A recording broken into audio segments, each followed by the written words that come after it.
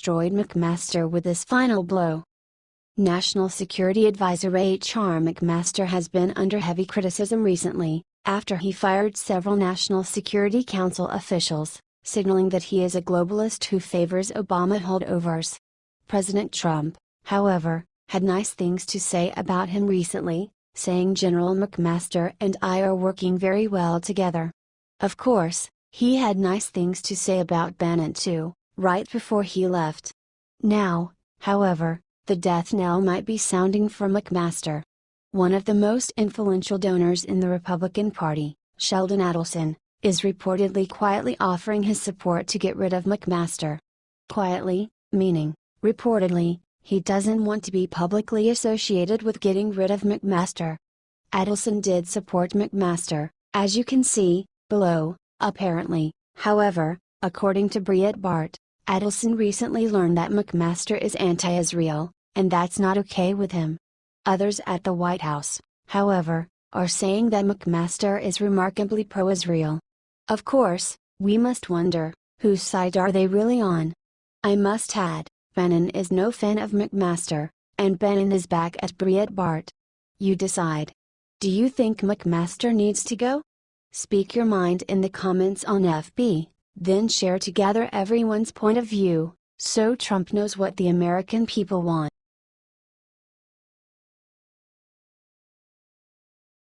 What Newt Gingrich just said about McMaster has everyone shocked. While many of us think it's time for Trump to get rid of McMaster, Newt Gingrich has said this. He is the right person, in the right place, at the right time, Gingrich recently said. We are fortunate to have him serving the country. In fact, he titled his recent op-ed for Fox News, "We are fortunate to have H.R. McMaster as National Security Advisor." McMaster has recently ousted several Trump loyalists from the National Security Council, which has led many to be very concerned about where his loyalties really lie. Billionaire Republican donor Sheldon Adelson has reportedly removed his support of McMaster, having learned that he is anti-Israel. Is Trump about to fire another member of his administration? Would that be good? Or bad? Trump recently said General McMaster and I are working very well together. Which way should Trump go? McMaster strongly defended the president after he made his first comment about the violence in Charlottesville, VA, courtesy of ABC News via YouTube.com. He said the president was very clear and that he called on all Americans to take a firm stand against the bigotry and hatred. McMaster has become a very controversial figure. Do you think it's okay for him to stay? Comment yes or no and share to gather comments so Trump knows what the people want. H/T Briet.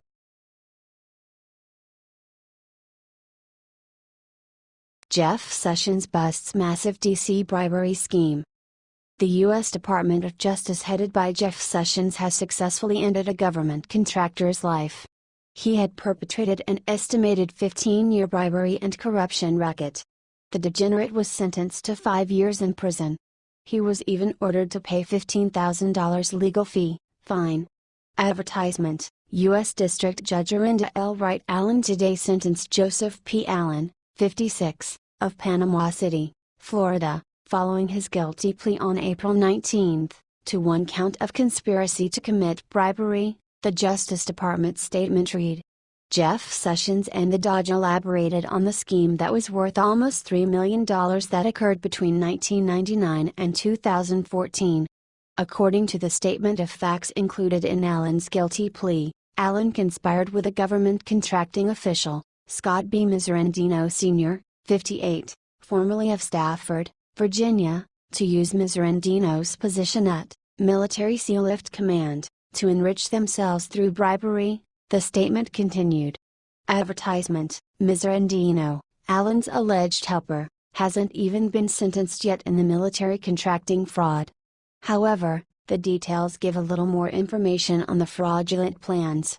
Specifically, beginning in about 1999, Miserandino used his position and influence at Military Sealift Command to facilitate and expand Allen's company's commission agreement with a third-party telecommunications company that sold maritime satellite services to MSC.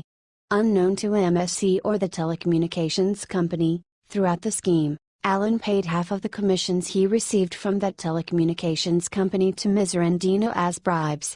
Miserandino was charged with 5 counts on May 4. It's actually almost as disgusting as the VA scandal that ran under the Obama administration. This isn't something that should be taken lightly, and if this is what Sessions does, he will maintain his job for a very long time. What do you think of Sessions and the Dodge going after these scumbags? Share this story so everyone knows that the Attorney General is redeeming himself.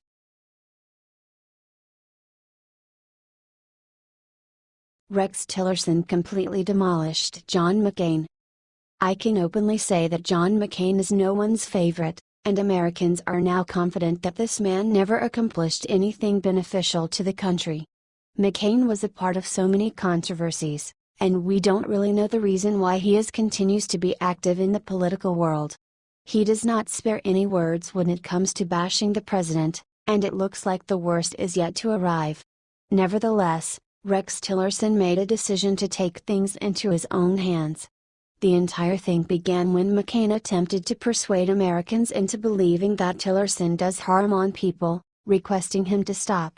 He even cited the mystical oppression policies, and it was time that Tillerson does something about it. We think that McCain never saw coming that Tillerson would do or say something like this. "You don't know what you're talking about, John," stated Tillerson, and you have to acknowledge, McCain earned those words. Do you recall what he claimed about Tillerson? Tillerson has sent a message to oppressed people everywhere. "Don't look to the United States for hope," said one of McCain's pieces. Based on him, America ought to help people all over the world, and let its people live miserably. McCain only has sympathy for those outside our country. Well, perhaps he is just trying to attract someone's attention. The president chose Rex Tillerson for a reason, and we highly support his suggestions of the new team. McCain also has motives for writing all the rubbish about the president and his policy. However, Americans don't agree with his judgment. It's no surprise that McCain attempts to move forward with his agenda. We all realize that he is in fact a liberal that lives among Republicans. If you too disagree with John McCain, share this story.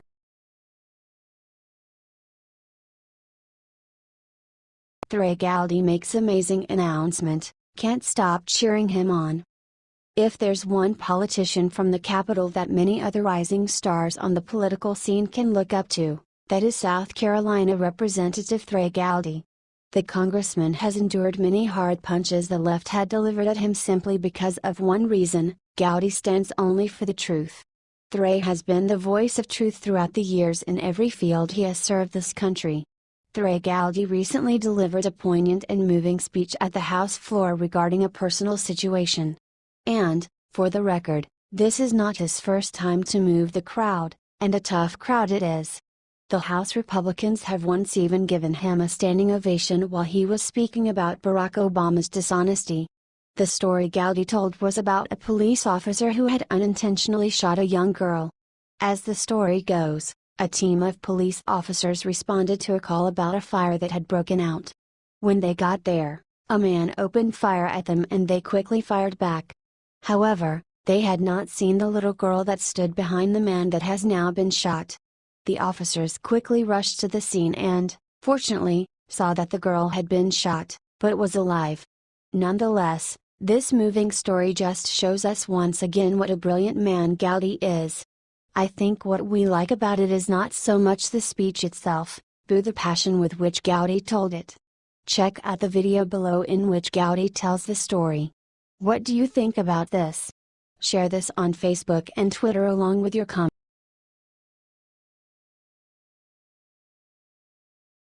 Record-breaking: Trump just did something that no other president in history has done. It is now official. No president in U.S. history has cut the budget as much as Trump. When he took office on January 20, 2017, the U.S. federal debt that was owed externally and internally was around $19 trillion at $1,9973045555212, according to Jim Hoft at the Gateway Pundit. Now, let's take a look at what it's at. The president has now decreased it to $100 billion to about $19,845,188,460. No president in history has done this in the amount of time that Trump has. No president has reduced the debt since 1997. That's sad. Some history people might say that Clinton did so when he signed a balanced budget, but it's funny, the amount of U.S. debt during that time period actually increased.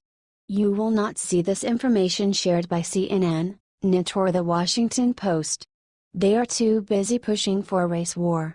I mean, look at the headlines that have been coming out of the media recently. We know for a fact that Eisenhower was the last president to cut the debt by $2 billion each year, but no president has ever cut the debt by $100 billion. Help get this information out there. The media has been slandering our president. Share this if you still fight for Trump and want to make this country great again. Thanks for reading.